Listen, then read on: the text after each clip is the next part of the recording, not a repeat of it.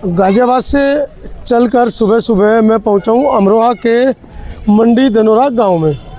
जो कार्यक्रम स्थल है उस कार्यक्रम स्थल पर पीछे ज्योतिराव फूले की एक प्रतिमा लगी है, महाराजा सूरसेन जी की फोटो एक प्रतिमा लगी है और सम्राट अशोक की प्रतिमा लगी है। मुझे लगा कि यहाँ के मनोज कुमार जी जो गाज़ियाबाद से चलकर आए हैं और समता आवाज़ जो देश में दबे कुचलों की, वंचितों की, उस आवाज़ को बुलंद करने का काम करते हैं। बड़े भाई मनोज जी आए और अपनी बात रखें। धन्यवाद आवास महाशय, धन्यवाद भाई लाल सिंह जी एडवोकेट साहब। मैं सोच कर आया था गाज़ियाबाद से, सब सुबह चला था कि कार्यक्रम पता नहीं कैसा हुआ, क्योंकि अमरोहा की तरफ पहली बार आना हुआ। पूरे देश में तो मैं घूमता हूँ। माता सावित्रीबाई फूले के बारे में बहुत से हमारे साथी यहाँ बैठे हैं, उन्होंने बताया और आगे भी बताएंगे। मेरा काम है करोड़ों लोगों तक आपकी आवाज़ को पहुंचाना, और उन करोड़ों लोगों की आवाज़ आगे संसद तक कैसे पहुंचे उस पर भी हमने काम किया है। पिछले 10 साल से मैं अपना समता आवाज़ टीवी के माध्यम से आप लोगों की आवाज़ को करोड़ों लोगों तक पहुंचा रहा हूं। आज एक छोटा सा सवाल अगर आपके दिमाग में चुभ जाए तो उसका जवाब ढूंढने की कोशिश करना। इधर 2 महाराजा हमारे समाज के, महाराजा सूर्यसेन साहब, जो अपने आप में कोई छोटा नाम नहीं है, लेकिन उसके बराबर में सम्राट अशोक, जिसको हम नहीं कहते, जिन्होंने इतिहास इस देश का लिखा, जिनके पास कलम थी उन्होंने लिखा सम्राट अशोक, हमने नहीं लिखा। जिनके हाथ में कलम थी उन्होंने लिखा सम्राट अशोक, चक्रवर्ती सम्राट। बाबूजी ने सुधार किया, बहुत अच्छी बात है, धन्यवाद। चक्रवर्ती सम्राट अशोक। मेरा सवाल ये है कि चक्रवर्ती सम्राट अशोक के हम वंशज कालांतर में शूद्र कैसे बन गए? ये कौन लोग थे जो अपने आप को श्रेष्ठ समझ रहे हैं और हमको शूद्र समझ रहे हैं? अगर ये सवाल आपके दिमाग में चुभ रहा है तो जब मैं अगले साल आऊं तो मुझे जरूर बताना कि जो सवाल तुम पूछ कर गए थे या बता कर गए थे, दिमाग में डाल कर गए थे, उसके ऊपर हमने क्या सोचा और क्या हमारी समझ में आया।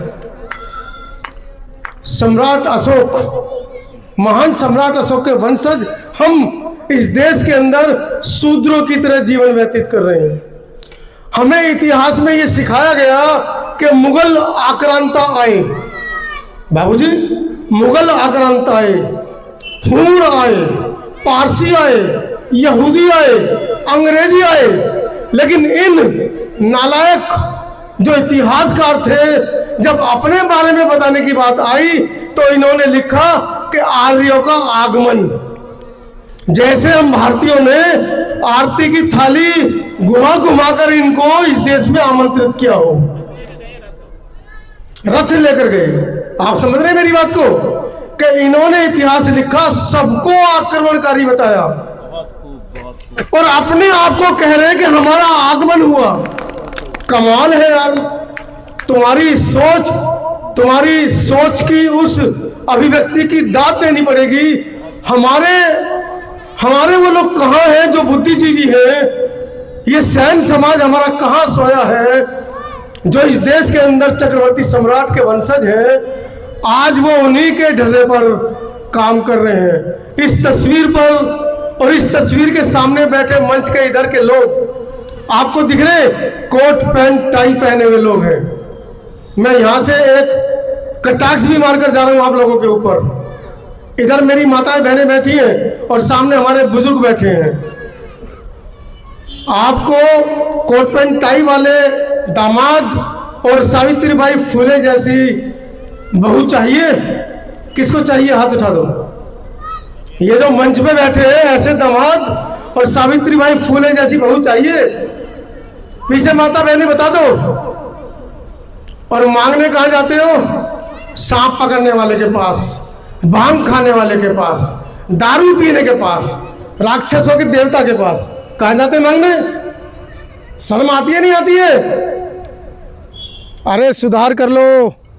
भैया क्या हुआ? ये भी बीजेपी का है हमारी आवाज़ को दबाने की कोशिश कर रहा है। मेरे भाई सुधर जाओ। मन संचालक साहब अपना मन संभालेंगे। मेरे कुछ 2-3 सवाल थे और कुछ जो मैंने कहा कि कमेंट भी करके जाऊंगा, उसके ऊपर आप लोग सोचिएगा कि हमारे बहुजन समाज को, अभी मैंने एक इंटरव्यू लिया इस पार्क में, तो मैंने कहा कि हमारे बहुजनों ने इस पार्क को कैसे बचाया। तो हमारे बड़े भाई साहब ने कहा नहीं बहुजनों का ये पार्क नहीं है, ये हमारे सैन समाज का पार्क है। तो मुझे लगा कि यार मुझे अपनी बात यहाँ रखनी चाहिए। तो मेरी बस इतनी सी बातें हैं। आप सभी का धन्यवाद। आपने एक दोबारा हो लो, ये देखो ऐसा काम चलेगा। चलिए धन्यवाद। मुझे लगता है आप भी हमारे मूल निवासी परिवार के लोग हैं जो कि बहुत जल्दी इसको माइक को सही कर दिया। मेरा बस ये इतना सा कहना है कि मैं अपने परिवार में अपनी पीड़ा को ना कहूं तो कहां पर अपने आंसू रहूं। अपनी पीड़ा अपने परिवार में ना बताऊं, अपने परिवार को ना कहूं कि सुधार की गुंजाइश तुम्हारे अंदर होनी चाहिए।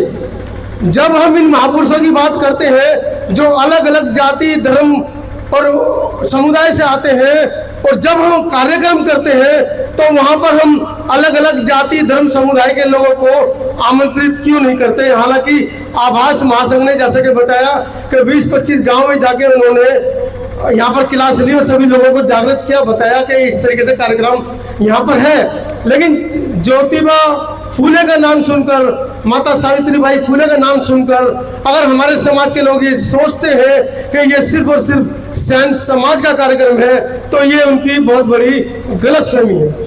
जहाँ पर बहुजन समाज की बात आती है वहाँ पर 36 बिरादरी हमारी बहुजन समाज की एक होनी चाहिए।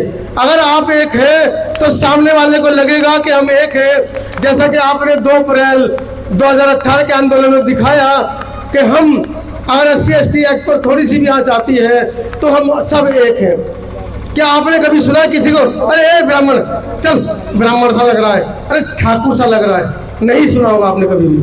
लेकिन जब हम सुनते हैं अरे चमार, अरे भंगी, क्योंकि अगर ये बात कही जाए कि हाँ गर्व से कह रहे हैं अरे माता सावित्रीबाई फूले बहुजन समाज की बेटी शेरनी कह रहे हैं, तो SC/ST एक्ट नहीं लगता है। लेकिन जब आप रोष में कहते हैं, दूसरे को गिलानी से देखते हुए कहते हैं, तो लगना लाजिमी है। आपको सोचना भी पड़ेगा कि आप किस भाव में हमारे समाज की जातियों का नाम लेते हैं। ज़्यादा समय नहीं लूँगा, छोटी छोटी बातें हैं, कहने को पूरा दिन निकल जाएगा। लेकिन बहुजन समाज को बहुजन समाज बनाने के लिए सभी लोगों को आगे आना पड़ेगा। क्या चमार, क्या पासी, क्या धानु, क्या सैन, क्या सैनी, क्या वाल्मीकि, सभी समाज को आना पड़ेगा। और मेरी आप लोगों से अपील है समाज के माध्यम से कि अगली बार जब यहाँ पर सभा हो या इससे अगला कोई कार्यक्रम हो तो कोशिश कीजिए बहुजन समाज के हर घर में जाकर आप RSS की तरह वहाँ पर जाएं और उनसे निवेदन करें कि आप हमारे समाज के लोग हैं, हमारे सभी समाज का अभिन्न अंग है। एक बार आकर सुनिए तो सही हमारी पीड़ा क्या है। अरे बच्चा भी जब तक रोता नहीं है माँ उसको दूध नहीं पिलाती है, पड़ा रहता है कोने में। तो आप तो हमारे समाज की माँ है। ये जो बुद्धिजीवी वर्ग है, जो सामने लोग बैठे हैं, इनके बिना वो अधूरे हैं और आपके बिना ये अधूरे हैं। तो ये माँ है हमारे समाज की, जब ये रो रही हैं तो बच्चों को सुनने के लिए आना चाहिए, बच्चे रोए तो माँ को सुनने के लिए आना चाहिए। बहुत बहुत धन्यवाद। आभास महासंघ का एक बार पूरे धन्यवाद। मैं मनोज जी का आभास महासंघ की समस्त टीम की ओर से हार्दिक अभिनंदन और धन्यवाद करता हूं कि वो दिल्ली गाजियाबाद से चलकर यहां पहुंचे हैं और कवरेज करने का काम कर रहे हैं। और इस कार्य माता सावित्रीबाई फूले जन्मोत्सव विचार गोष्ठी के कार्यक्रम को देश के कोने कोने तक पहुंचाने का काम कर रहे हैं। हम इनका आभार और धन्यवाद करते हैं। इसके